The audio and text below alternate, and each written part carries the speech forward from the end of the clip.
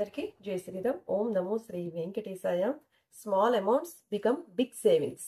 చూడండి ఈ బాక్స్ ఏంటి అనుకుంటున్నారా?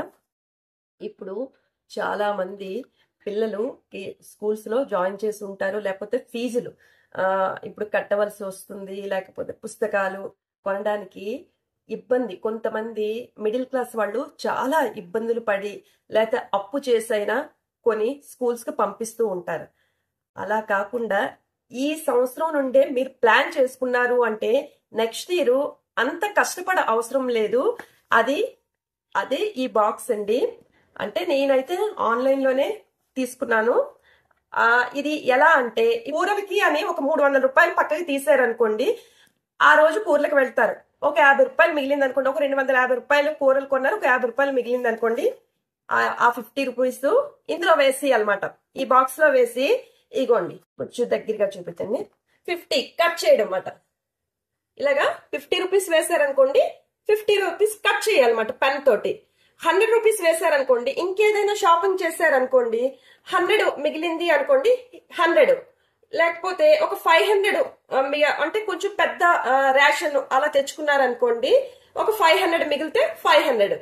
అలా ఇంట్లో అంటే భార్యాభర్తలు ఇద్దరూ సేవింగ్ చేయాలి, పిల్లలకి కూడా నేర్పించాలి. అది వాళ్ళకి అలవాటు అవుతుంది. అలా 1 ఇయర్ అంటే ఇంట్లో అందరూ ఆ మిగిలిన డబ్బులు ఇందులో వేస్తూ ఉంటే మీకు నెక్స్ట్ ఇయర్ మీరే చూస్తారన్నమాట. నెక్స్ట్ ఇయర్ అయ్యేటప్పటికి అంత కష్టపడే అవసరం లేదండి.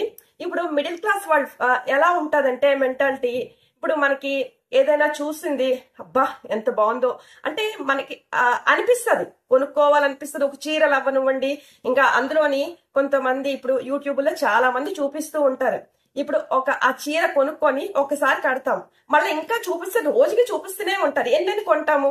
అది అలా ఇంట్లో హౌస్ వైఫ్స్ ఆ చీరలు కట్టము, అవి ఆ బీరువాలోని అలా ఉంటూనే ఉంటాయి. ఇంకా అలా మనకి అనిపించేటప్పుడు ఏదైనా మనకి ఉంది, డబ్బులు ఉన్నాయి అనేటప్పటికి ఈ బాక్స్ లో వేసేసారు అనుకోండి, నెక్స్ట్ ఇయర్ కి మీరే చూస్తారు ఎంత. అంటే ఇప్పుడు మనకి అది 50,000 అవనివ్వండి, 25,000 25,000 అవనివ్వండి, అది మనకి సేవ్ అయినట్టే కదా.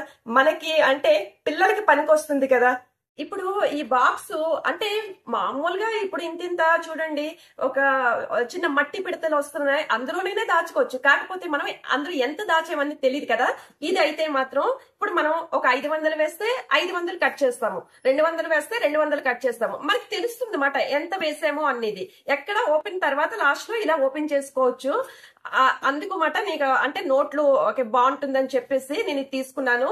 మీ అందరూ అనుకోవచ్చు, మీరు దాస్తారా అనుకోవచ్చు. నేను దాస్తానంటే నేను చిల్లర దాస్తాను. అంటే నెక్స్ట్ ఈ నోట్లు దాద్దామని నేను ఈ బాక్స్ కొనుక్కున్నాను అనమాట. చిల్లర అయితే ఒక 1 ఇయర్ వరకు అలా ఉంచేస్తామండి. అలాగా 8 నుండి 9,000 వరకు నాకు అవుతుంది. చిల్లర అంటే ఒక బౌల్ పెట్టేస్తాను, ఆ బౌల్లో వేసిస్తాను అనమాట. ఈ చిల్లర అంతాను 5 రూపాయల కాయిన్లు, 10 రూపీస్ కాయిన్స్ ఇంకా అలా వేసిస్తూ ఉంటాను అనమాట.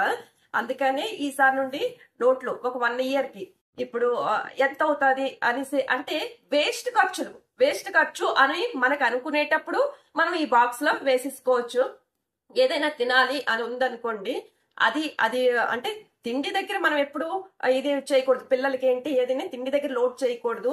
మన ఇప్పుడు ఊరికినే బట్టలు కొనడం, ఊరికినే ఒక డ్రెస్ లా కొనుక్కోవడం, ఒకసారి ఒక షాపింగ్ కి వెళ్తాము, ఊరికినే అది అవసరం లేకపోయినా కొని తెచ్చేసుకుంటాము కదా. అలాంటివి కట్ చేసుకొని అవే డబ్బులు ఇందులో మనం వేసుకున్నాము అంటే మాత్రం మీకు నెక్స్ట్ ఇయర్ మీరే చూడండి, అంటే పిల్లలకి ఫీజులకి అంత ఇబ్బంది పడరన్నమాట. ఇప్పుడు ఉంది బాక్స్ ఉందని మర్చిపోవాలి. మీరు డబ్బులు ఉండేటప్పుడు వేసిస్తూ ఉండాలి, ఇది ఇంకా ముట్టుకోరు. అలాగా ఒక్కసారి మీరు ఇలా ట్రై చేసి చూడండి, మీరు కామెంట్ చేస్తారు. అది ఈ బాక్స్ అయితే నేను ఆన్లైన్ లోనే ఇప్పుడు మనీ సేవింగ్ బాక్స్ అంటే ఆన్లైన్ లో దొరికేస్తుంది అనమాట. ఇది నేను 197 రూపీస్ కొన్నాను. అంటే చాలా చాలా బాగుందండి. నేను చిల్లర అలా దాస్తాను కనుక ఈసారి నోట్లు దాద్దామని చెప్పేసి నేను తీసుకున్నాను. మీరు కూడా ఇలా దాచారు అంటే మీ పిల్లలు కూడా మిమ్మల్ని చూస్తారు, వాళ్ళకి అదే అలవాటు అవుతుంది అన్నమాట. ఫ్యూచర్ లో వాళ్ళకి అలవాటు అయ్యి ఒకవేళ జాబ్స్ వచ్చినా వాళ్ళు కూడా వాళ్ళ పిల్లలకి చెప్పుకుంటారు కదా. అదేంటంటే డబ్బుల కోసం ఇంత కష్టపడరండి. అంటే ఎక్కువ కష్టపడేది ఎక్కువ ఏంటి, మిడిల్ క్లాస్ వాళ్ళే. మిడిల్ క్లాస్ వాళ్ళు ఎలా ఉంటది అంటే, ఇప్పుడు మనకి కోరిక ఎక్కువ ఉంటది. మనకి ఏంటంటే చూసినవంతా కావాలి అనిపిస్తది. మనకి ఏంటంటే తీరా చూస్తే డబ్బులు మనకి సరిపోవు. మళ్ళా అలా మనసు అనేది కంట్రోల్ చేసుకుంటూ ఉంటాం. ఇది రాకుండా ఉండాలి అంటే మనం కొంచెం జాగ్రత్తగా ఉండి పిల్లలకి అలవాటు చేసాము అంటే మాత్రం వాళ్ళు అంటే మనలా కష్టపడరనే నేను ఈ వీడియో చేస్తున్నానండి. నచ్చిన వాళ్ళైతే లైక్ చేయండి. లైక్ చేస్తే మాత్రం మరికొంతమందికి వెళ్తుంది. ఏమో ఇప్పుడు ఒకవేళ కొంతమంది చూసారు అనుకోండి, అందులో ఒక్కలైనా ఇలా సేవ్ చేసుకుంటారు కదా, అందుకని నేను ఈ వీడియో చేస్తున్నాను. Thank you. ఓం నమో శ్రీ వెంకటేశాయ. అందరికీ జై శ్రీరామ్.